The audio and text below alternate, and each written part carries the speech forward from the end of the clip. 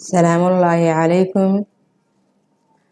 موقعك maanta waxaan ku soo qaadanaynaa Argentine ama Argentino. Argentine waa wadanka labaad ee ugu weyn caalamka, waana mid kamid ah wadamada ugu weyn ee ku hadla luqadda Isbaanishka. Wadankan Argentino ama Argentine waxaa laga helaa meesha ugu qadiimsan ee nolol ku noolaa taariikhda inta la og yahay. Argentine waxaa qabsaday gumeysihii Faransiiska balki gumeysihii Isbaanishka.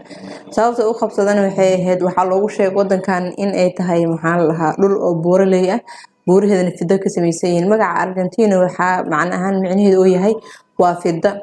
Marka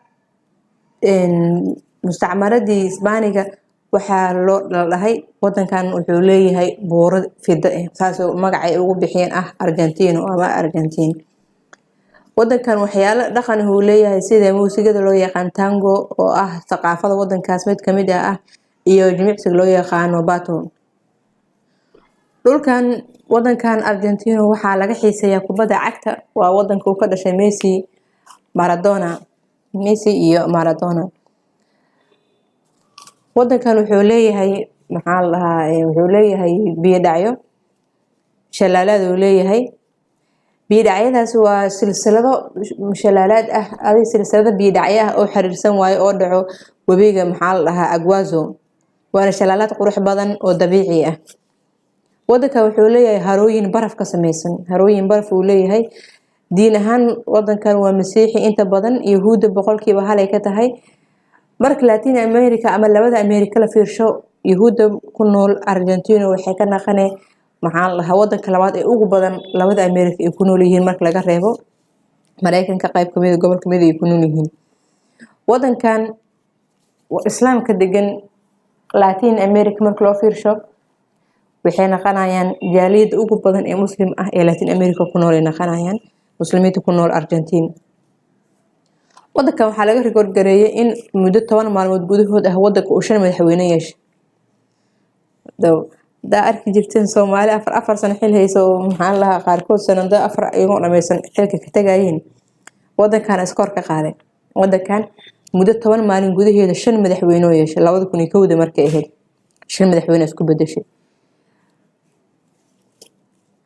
wadankan waxaa ku nool dadka ugu badan ee shahaado la siiyay bahalka Nobel Peace Prize-ka.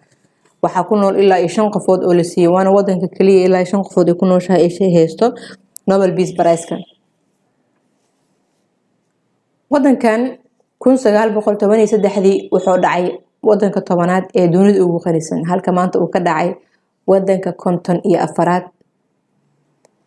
wadankan waxaa kaloo lagu xusi karaa inuu yahay wadankii ugu horeeyay ee isticmaala faraha dadka sida dadka faraha dadka.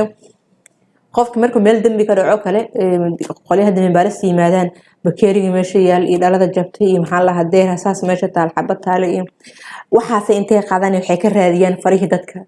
waxaan meesha yaalay dhacday dadkii sameeyeen ay ka raadiyaan farihii dadka. marka wadanka ugu horeeyay markii ugu horreysay la isticmaalay waxay ahayd 1891 waxaana isticmaalay dawladda Argentine, waxaana saas wax ku baaray askari booliis ahaa. waxaan rajeynayaa inaad ka faa'iideysateen xaqiiqooyinka ku saabsan Argentino ama Argentine. waxaan rajeynayaa inuu idin cajabi doono. soo dhawaada. haddii aad familka ka tirsan tahayna like and share and comment. haddii aad cusub tahay maanta aan soo booqatane subscribe saar. laga baqiilin dhiirigelin inuu naqani adigana waxba ka dhigin. soo dhawaada marka.